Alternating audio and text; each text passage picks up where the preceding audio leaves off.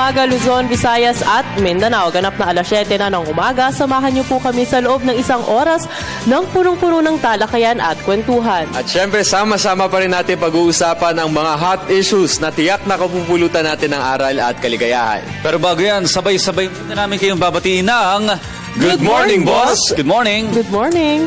Okay, so, kalagitnaan na ng linggo. At Yes. syempre, ngayon ang bisperas ng pagdating ni isang Pope tulog na Francis. lang. Isang tulog na lang. So, Ako excited na. ako. Lahat So, tayo, mga lalo na dito Pilipino. sa PTV. Kasi syempre, may marathon tayo from Thursday until Monday. Special Oo. coverage para sa Santo Papa. Ayan, at syempre dahil napag-uusapan na natin yan, kailangan din pag-usapan natin ang mga napapanahong issues. Kaya naman, Audrey at Jules, simulan na natin ang ating Teka moment!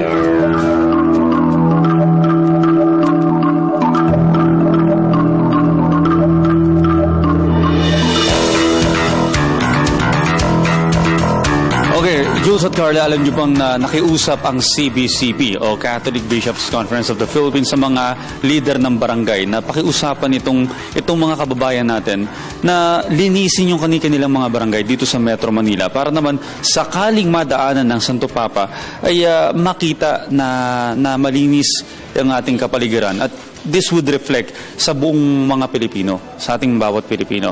At maging sa Tacloban, ganyan din. Na para ngayong panahon na to, ayusin muna natin yung ating kapaligiran. At hindi lang ngayong panahon na to, maging sa pag-alis ng Santo Papa, panatilihing malinis ang kapaligiran. Actually, very basic lang naman siya. Ito na Very yung, basic. kumbaga, yung effort na manggagaling dapat sa mga kababayan natin. Kasi syempre, yung authorities, yung government, yung CBCP, lahat yan, ever since day one na nalaman nila na darating si Santo Papa dito, nagpe-prepare na sila. So, it's about time na tayong mga Pilipino naman yung magbigay ng role natin. Paglilinis lang yan, di ba? Especially pagdating ng mga masses, especially this Sunday, this Saturday, lahat yan, dadayo lahat yan dito sa Manila, even in Tacloban. And we're expecting na talagang marami ding mga trash na mapagsasama-sama. So, hopefully, makiisa yung mga kababayan natin dyan. At hindi lang sa mga barangay, maging sa mga dadalo sa event ng Santo Papa. Oo, tama yan. Please, Do pakiusap your lang po sa part. ating mga boss, do your part. Huwag tayong magkalat. Oo. Sumunod tayo sa authorities. Maging ligtas tayo. Tama, oo. Yun lang naman. At again, tuloy pa rin ang paghahanda sa pagdating ng Santo Papa. Again, nililinis na din ang buong Manila kung saan magkakaroon ng prosesyon o kung saan dadaan ng Santo Papa. Meron na ding, alam mo yon, handa na. May mga walls na kumbaga pininturahan na ulit, tapos hinugasan na para again, maganda sa pagdating ng Santo Papa.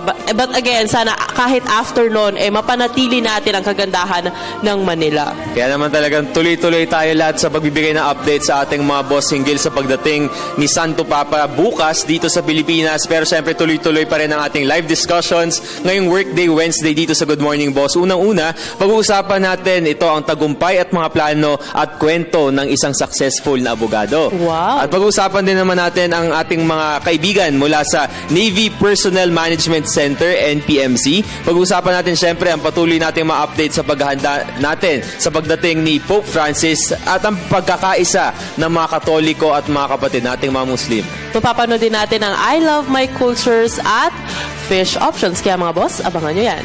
At syempre, maaari nyo rin po kami makasama sa pamamagitan ng Facebook sa @facebook.com/GMorningBoss, sa Twitter @twitter.com/GMorningBoss, sa YouTube PTVPH, at syempre via live streaming www.ptv.ph. Diyan lamang po kayo dahil magbabalik pa ang Good morning, boss!